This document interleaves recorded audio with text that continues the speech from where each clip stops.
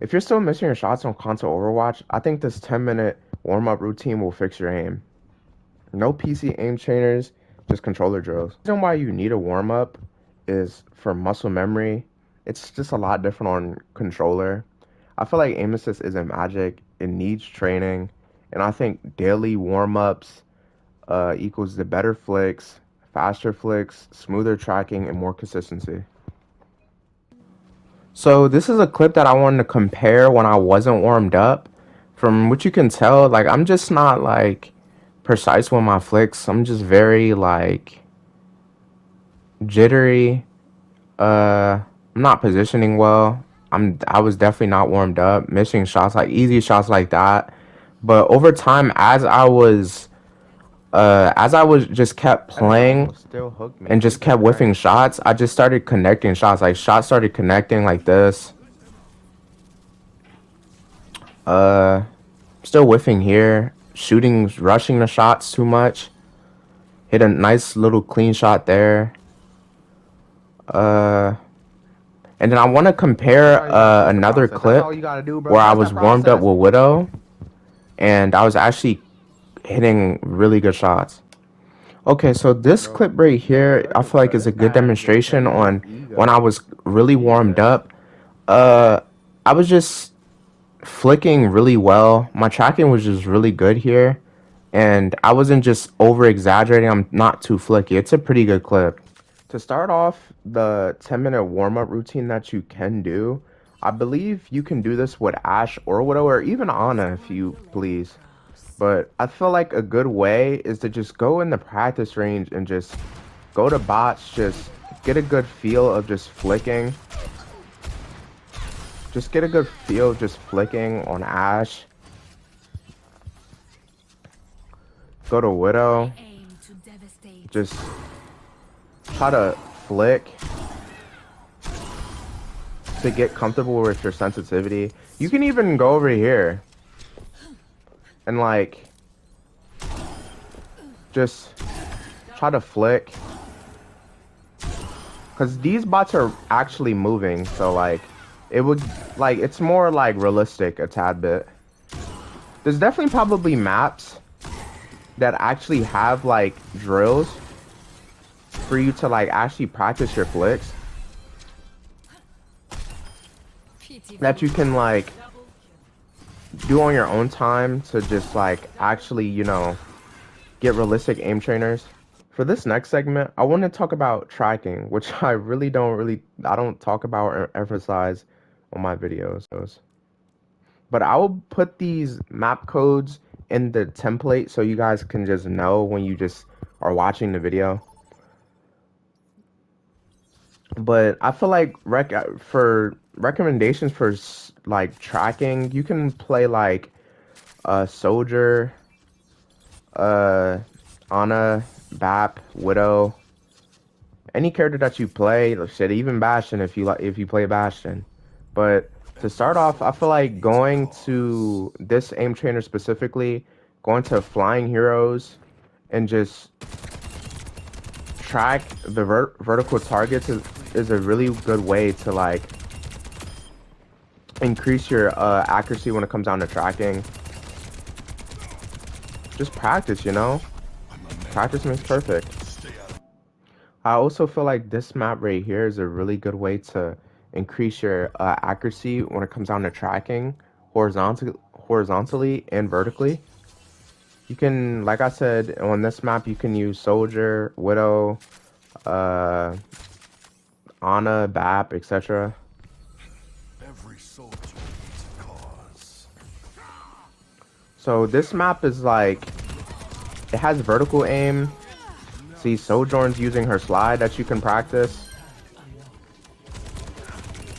Bap's using his exo boots, which is really good for trying to get smoother aim. And I feel like altogether, out of both of these maps, I feel like this map is definitely a better way to improve your aim. Yeah, there's even flying heroes if you need to work on your aim for flying heroes, but it takes time, you know, it doesn't happen overnight. It's just about consistency. You can increase how fast they move, which helps increase your accuracy. See, Zen is just look at that strafing. What the fuck? But anyway, you could change the bot movement. See, Hanzo dashed in the air, which is really good for practice.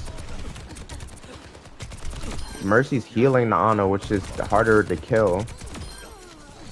Yeah, and I think this is a really good map to just overall improve in and warm up in. I feel like target switching is a really good way to increase your reaction time. You don't have to start so fast. You don't have to start so fast. You can start very slow. Damn this Hanzo, bro. You can start very slow. Just like if you whiff your shot, it's okay. Just go to different targets at once. If you whiff your shot, go to the next one.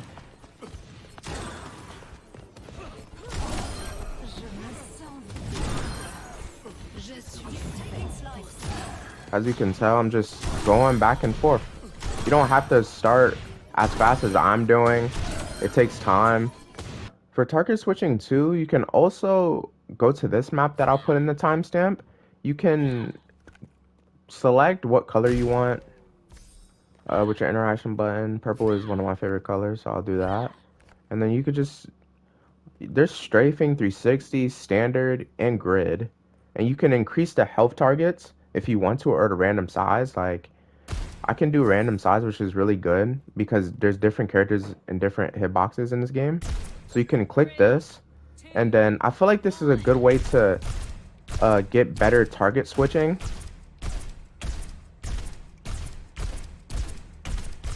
Because it increases like your reaction time, like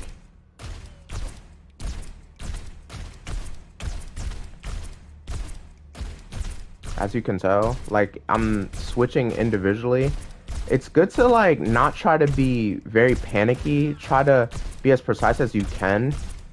But I have very fast and flicky and jittery aim, which, you know, I can do this more to have better precision. I feel like projectile warm-up, if you're a projectile player, not just only a hit scan player, you can do this map that I'll put in the timestamp, which is really good for projectile characters. You can use Echo, Genji. For a Symmetra player, you could play Symmetra, Torbjorn, even Junkrat. I think it's really, even Mei. This is a really good map for this. So there's just, it's practically just like one of the maps I showed, but this one has really crazy strafing to improve your aim. Like, it's more realistic. See, Pharah just like booped me, so that can like throw off your aim, increase your aim, your practice. Genji's just like jumping. You can increase your aim and your accuracy like that.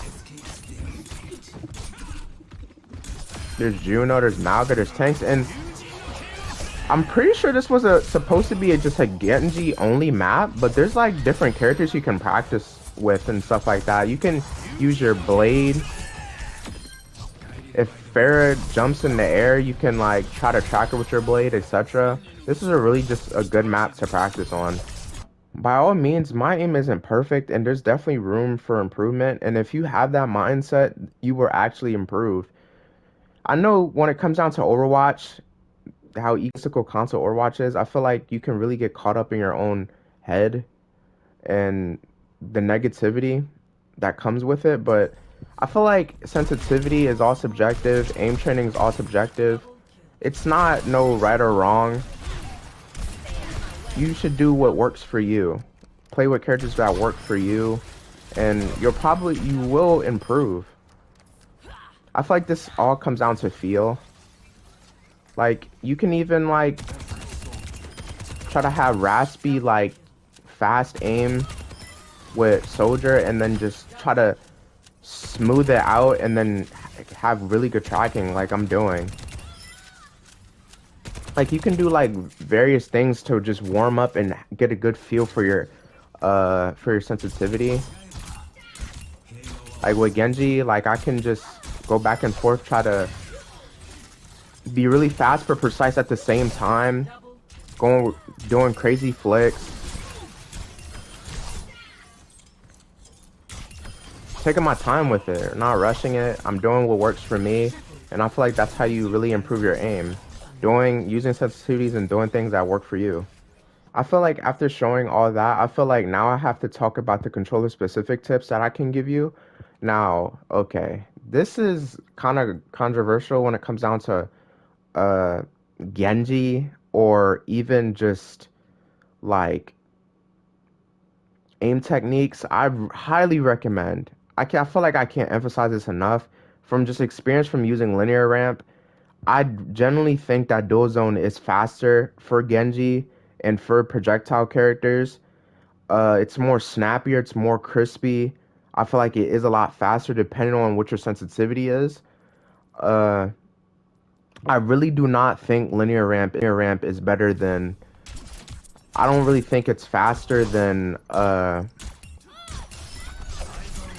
I really don't think it's faster than dual zone, and I generally think that it just makes your aim a lot wonkier. Of course, you can just play around with it and change the ease in and etc. But I generally think that dual zone is just better for crispier aim and just more consistency.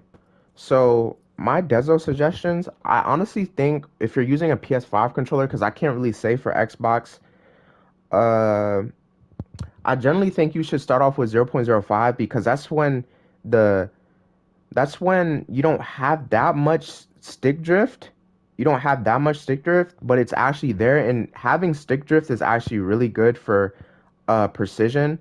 Just because you have stick drift doesn't mean it's like a bad thing, especially when it comes down to dead zone.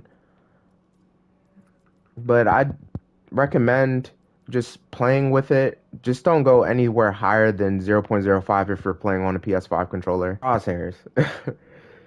I don't really think there's a right crosshair at all. I don't think you need to specifically use a certain crosshair. You can use a big ass crosshair. You can use a really small one.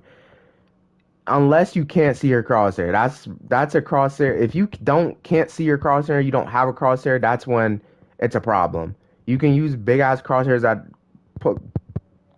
cover your whole screen. I feel like it doesn't really matter. Wholeheartedly, if you do this warm-up, I feel like you will, if you do this warm-up for 7 days straight and actually track your progress and see if you're doing better in games, look at your VODs, etc. Like, I definitely think you will level up guaranteed. But I think that's it for the video. You guys can comment your mains, and I can try to reply to what I think you should use sensitivity-wise, what you should do for aim trainings, etc. But that's all for today. Have a good day. Peace.